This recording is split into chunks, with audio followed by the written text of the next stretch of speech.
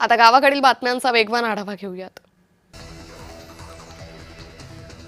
भेगा पडल्यामुळे मुंबई गोवा महामार्गावरील पूल बंद करण्यात आलाय, त्यामुळे वाहन चालकांना वाहन जपून वापरण्याचं आवाहन केलंय।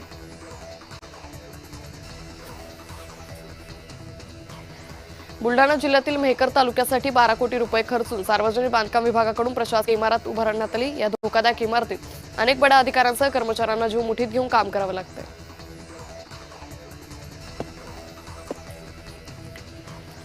नंदीग्राम एक्सप्रेसमधील नवविवाहित जोडप्यासाठी हनीमून सजावट करण्यात आली होती। या प्रकरणी संबंधित अधिकाऱ्याचं निलंबन करण्यात आलंय।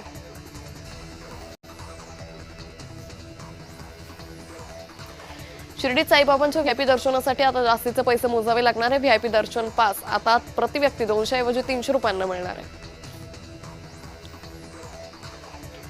रत्नागिरीतील खेड तालुक्यात दहिवली दुर्घटनेनंतर गोटलवाडीत दरडीचा धोका निर्माण झालाय। खबरदारी म्हणून 53 कुटुंबांचं तातडीनं स्थलांतर करण्यात आलं।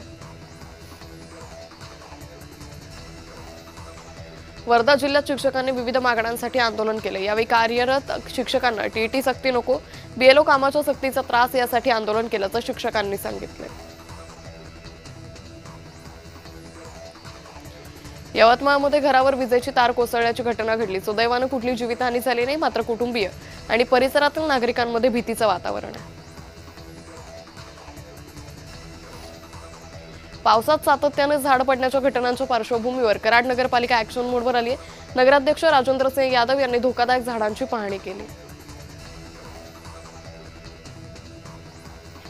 शेतकरी नेते रविकांत तुपकर यांची पत्नी शर्वरी तुपकर यांनी नाराजी व्यक्त केली आहे। सरकारने केवळ आंदोलन मागे घेण्यापुरती शब्द दिला, मात्र अद्याप कोणतीही बैठक लावली नाही असं शर्वरी तुपकर म्हणाल्या।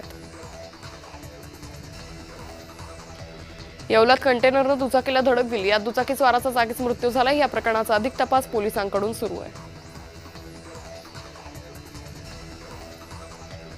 साईबाबांच्या शिर्डीतूनही पायी पालखीचं पंढरपूरकडे प्रस्थान झालंय। साई संस्थांच्या सहकार्यानं आणि काशिकानंद महाराजांच्या मार्गदर्शनाखाली साईबाबा पालखी सोहळ्याचं हे 20वे वर्ष आहे।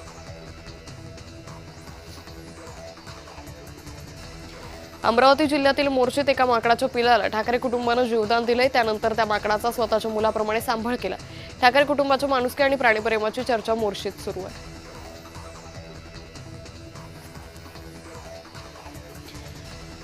बुलढाण्याच्या न्यायदेवी गावच्या सरपंच वत्सला तायडेंनी संपूर्ण गावाची तहान भागवण्यासाठी एक आदर्श पाऊल उचललंय। तायडेंनी आपलं मंगळसूत्र गहाण ठेवत गावात पाण्याची सोय करून दिली।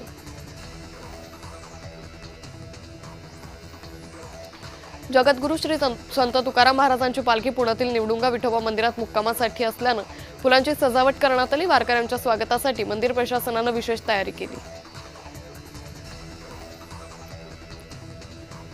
अमरावतीत पोलिसांनी 37 गोवंशांची सुटका केली। अमरावतीच्या लालखडी परिसरातील एका गोदामावर पोलिसांनी धाड टाकून कत्तलीच्या उद्देशाने डांबून ठेवलेल्या या गोवंशाची सुटका केली। बीडच्या गेवराई तालुक्यातील सावरगाव इथं 15 वर्षीय मुलीचा बालविवाह रोखण्यात पोलिसांना यश आले। ग्रामपंचायत पदाधिकाऱ्यांनी मुलीच्या घरी भेट देत पालकांची समजूत काढली। कर्जत खालापूरमध्ये पावसानं विश्रांती घेतली। अनेक दिवसांपासून पडत असलेल्या पावसा थांबल्यानं नागरिकांना दिलासा मिळालाय। प्रशासनाकडून नागरिकांनी खबरदारी घेण्याच्या सूचना दिल्या।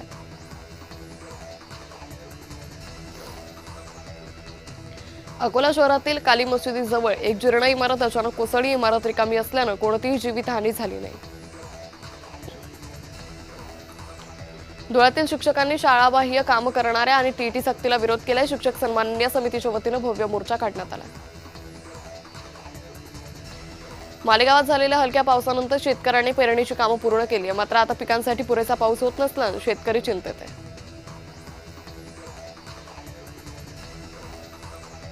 महानगरपालिकेचे मुख्याधिकारी धनंजय कोळेकर यांना भाजप नगरसेवकांसह अन्य दोघांनी मारहाण केली। याविरोधात महानगरपालिका कर्मचाऱ्यांनी काम बंद आंदोलन पुकारले।